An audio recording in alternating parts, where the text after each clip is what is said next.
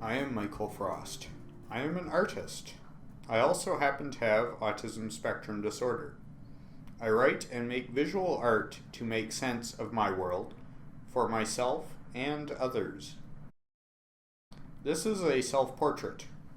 It explores the concept of reflection, a metaphor for the experience of receiving multiple and conflicting sources of information from inner and outside worlds.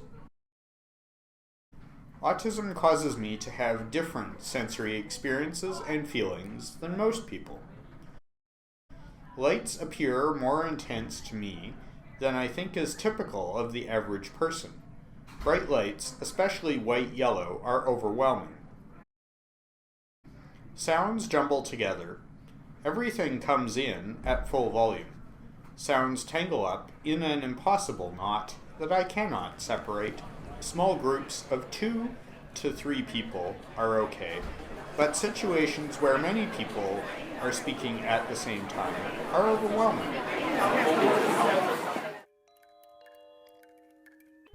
Touch is startling and often uncomfortable. Sometimes it is painful. The inside of my mouth is particularly sensitive. I avoid eating broccoli because it feels like I have a mouthful of sand and sharp rocks. I feel I'm on an island. It is hard for me to communicate spontaneously. The more stimulus, the more difficult it becomes.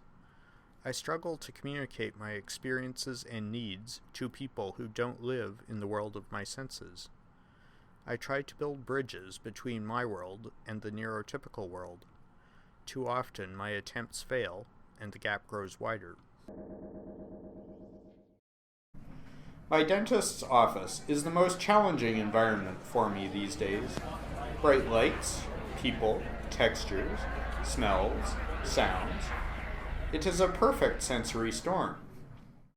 I have developed strategies to help manage my visits to the dentist. I wear tinted glasses to dim the overhead lights and headphones to block out the noise. Over time, I have learned that my needs are strange, that I am strange to people who don't experience things the way I do, who don't live in the world of my senses.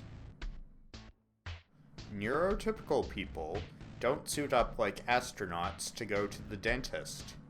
To the staff, I am an alien, an awkward traveler from another world. But if they lived in my body, I think they would want to shield themselves from light, noise, and the pain of touch.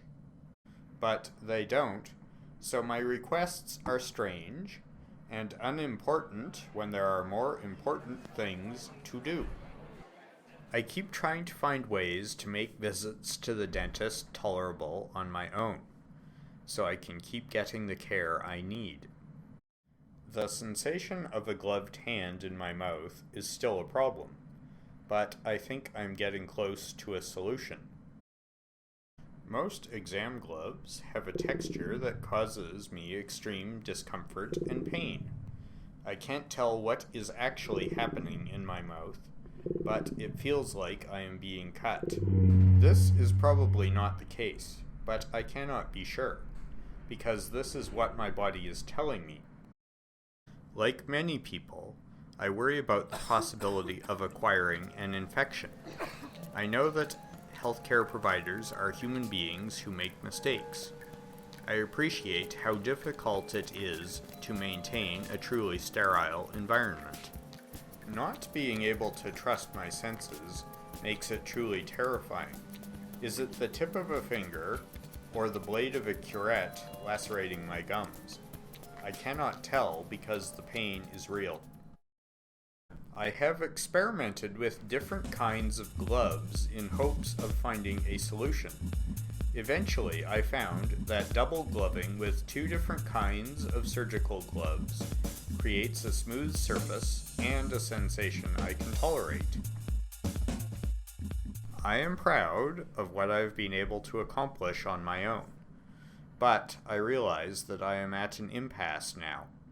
I cannot remove the barriers to my care without you.